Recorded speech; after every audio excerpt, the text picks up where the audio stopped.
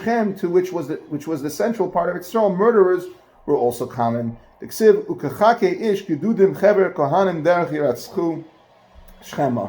And like gangs awaiting a man, a band of Kohanim, murderers on the road to Shechem. In other words, the simple meaning of the word Shechema, as interpreted by commentators, is one with will. The sages, however, homiletically interpret it as a reference to Shechem. So that's the reason why people living in the center of the country were never more than an eighth of the land away from a city of refuge, since there were cities of refuge both to the north and south of them. So if you were in Shechem and you murdered somebody, you had Kadesh and Hebron to run to. Why, says the Gemara? Because again, Shechem was a place of murderers. And what does it mean, Kohanim? Why, Kohanim are murderers?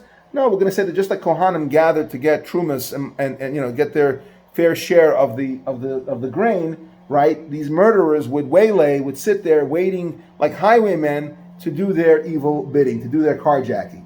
So, Frek Gemara, my chever Kohanim.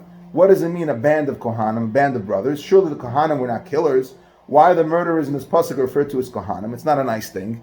You don't call Kohanim who are holy people to be murderers. The Gemara explains, Amar Rabbi Eliezer said, Shahayim mischabrim lahareg nefashes, these bands of murderers would get together, Hakohanim halalu shemischabrim lechaloik trumais beves hagronos, like those Kohanim would gather to appropriate, to get truma in the threshing place, right, where they used to thresh grains. The Kohanim would line up, like by an ATM, and they would wait to get their grain, to get their fair share of the mataris.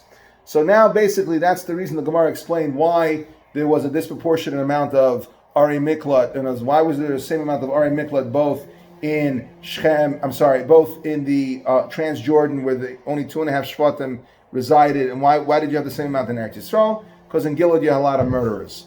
And why did the middle of Eretz Yisrael, if somebody killed in Shechem, why did he have such close Ari Miklat? Why did he have Kadesh and Hebron? The reason for that was because, again, Shechem also was a place of murderers. He wanted to give people a chance to run away. So that's basically the Gemara, pretty much where we're going to, maybe we'll do a little bit more tonight with the Gemara, but I want to chaparai and I want to grab a couple, I want to finish the Tosafos on Tes Amid Beis so that we could say that we finished the Amid in its complete state. So now we're on page 292 in the gray box, introduction. If we could all please turn to 292.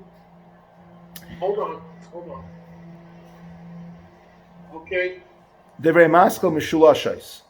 So the Ari Miklat should be spaced so that they mark 3 points of division along the length of Eretz Yisrael from the south to north. Now, spacing the Ari Miklat, the third little thing that looks like a flower over there, spacing the Ari Miklat in the gray box. The Torah states regarding the placement of Ari Miklat, it says, "V'shilashta es guvul artzecha," and you shall divide the boundary of your land 3 times. Bryce interprets the pasuk as teaching that each of the 3 Ari Miklat in Eretz Yisrael should be situated on an imaginary line running across Eretz Yisrael from east to west. As you could see in the picture on the other page, the lines east to west.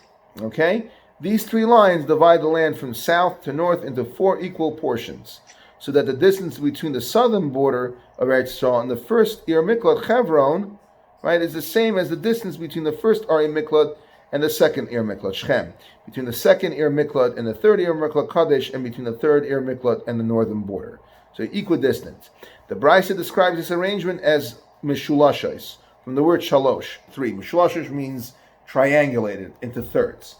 Next page 293, the gray box, right across from the map of Eretz Yisrael. Because the Ari Miklat mark the 3 points at which the land is divided. The objective of Tosafos. This is the kill shot. This is the main part of Tosafos. The Brisa used the term mishulashos to mean dividing something 3 times into 4 equal sections. Tosafos aims to show that this is also the meaning of a term used elsewhere in the Gemara. There's a parallel Gemara, similar. It's not parallel in the sense that talks about Ari Miklat, but there's a Gemara in Megillah that talks about the pages of a Sefer Torah or of a cloth. If you notice, next time you get an Aliyah, right, there's tape. There's something taping the pages together, holding it together. It's sewn, but there's also tape. You ever notice that there's tape? There's some sort of tape binding the 3. There's 3 pieces of tape. You ever noticed that in a Sefer Torah? Going across this way in the Sefer Torah, this tape. Now, says the Tosafos, Hail the Tosafos, Shahu mitchilas Eretz Yisrael ad Yishayna. As the Bryce explains that the laws that Ari Miklat must be Mishulashos means that from the beginning of Eretz Yisrael, from the southern border until the first Ir Miklat should be Kamosha Mirashana Lashnia, the same distance as from the first Ir Miklat until the second Ir Miklat, and from the second until the third, and from the third till the northern border. Shalachaluka Shava Haya Eretz Yisrael. This is because Israel was divided into 4 equal portions, right? Ube Emsa Haya Ari Miklat, and in between one section and the next were the Ari Miklat. Look at the diagram for reference. V'chein, and this is what we're talking about. Look at the gray box under the map of Eretz Yisrael. Stitching together sections of a Megillah. A Sefer Torah and a Megillah are made of panels of parchment. They're stitched together. When 2 panels of parchment of a Sefer Torah are sewn together, the panels must be stitched together along the entire length of the seam, except for a small area at the top and the bottom. You'll notice that.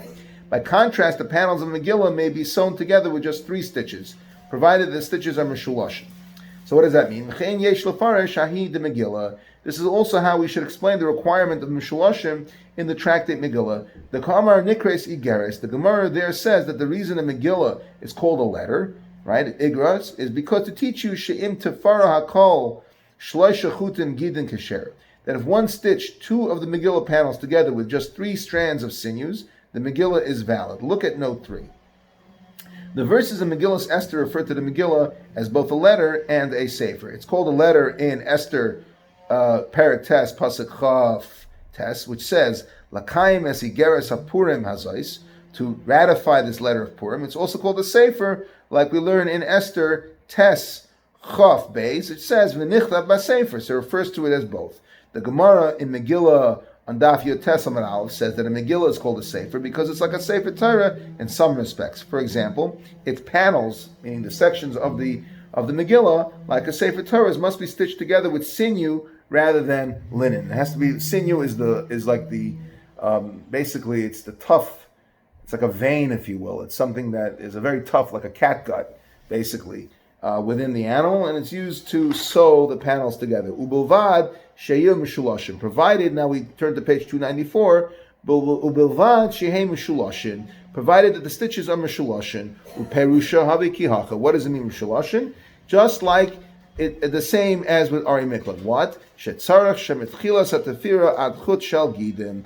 Namely, that the distance from the beginning, the top of the stitched together panel, until the first strand of sinew must be kamoyat shniya shel gidim, the same as the distance from the first strand of sinew until the second strand.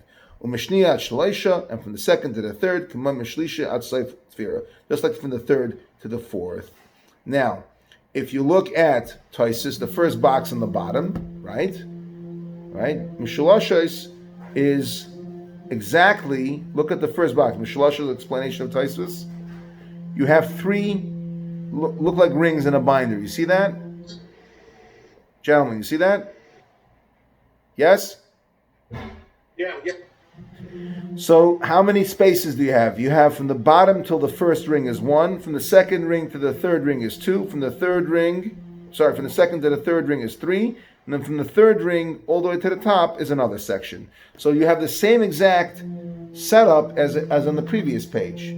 You have 3 panels, three dots, three cities of refuge, and you have 4 sections. That's the way Taisus learns the Gemara in Megillah. Taisus is basically telling you, when we talk about a Megillah being Meshulish, what does it mean? It means the same thing as it does in the Gemara in Makos, which means what? You have 3 pieces of tape or 3 pieces of sinew going across, and that gives you a total of 4 sections. Where do you get the 4 sections? From the top to the first ring, from the second ring to the third, from the third to the fourth, and then to the bottom.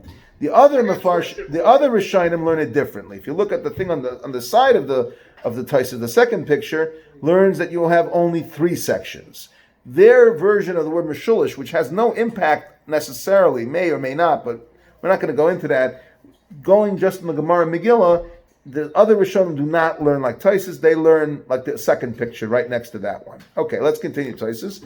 Taisus rejects an alternative interpretation in Megillah. Taisus argues on all the other Mefarshim that learn Mishulashish means what? Echad batchila, ve'echad be'emtza, ve'echad b'sof. You have one on top, one in the middle, and one on the bottom. That's what Taisus rejects. He argues on the other. Okay, so it's very simple. What is Taisus' objective? To explain what Meshulish means. Meshulosh means that you have 4 sections and 3 cities. And the same would hold true in his explanation of what Meshulosh means in the Gemara on Yud Testament Aleph in Gemara Megillah. You have 3 rings in the middle. I'm calling it rings because it looks like a loose leaf binder. 3 stitches in the middle, giving you a total of 4. And he argues on the other Mefarshim that says that there are just 3 stitches, just with 3 sections. Simple Taisus. Let's leave that as such. So basically, the next Taisus, Begilad, right? We answered that the reason why there are. I got a question. Go ahead. I got a question. Go ahead. Okay. I'm waiting. Go ahead. Why do they have 3 area close on the Abraham Yarden when you only have two and a half Tribes? Yeah. The Gemara asked that question. The Gemara answered because there are murderers that live in Gilad. Oh, you said that. I'm sorry. I didn't say that. The Gemara said that. Don't apologize. What's wrong? That's a good question. It's a valid question. So Taisus is going to explain the Gilad, right? There's a lot more action, basically. Yeah, basically. There's a lot more action. The people, the type of people there were wild dimension. They're wild. They had all kinds of issues that required. And they had problems. Whatever. They're people. You know that, like people from certain towns, certain cities have a proclivity towards anger, towards violence, towards rash behavior. You know, somebody living somewhere in a nice, peaceful, rural area is going to have a different mentality than somebody living in a bad, seedy, horrible part of town where crime is rampant. You got pit bulls running around and people being shot all day, kind of like Chicago, right? The south side of Chicago is going to have certain behavior that you'll never find in Middle America, just because the environment is different. The people living there are different temperaments. Anyway, let's do the next crisis on page 295, the gray box. Okay, let's do the third little leafy, the third little bullet over there. Okay, so says the third bullet, the greater need for Ari Miklat east of the Yarden. The Mishnah states that there were 3 Ari Miklat in Eretz Yisrael proper on the western side of the Yarden River, and 3 in the area east of the Yarden, Aver Yarden. The Gemara wonders, as you mentioned very nicely, Bernie, Gemara wonders why there were as many Ari Miklat in Aver Yarden and Transjordan as there were in the area of west of the Yarden, given that most of the population lived on the western side.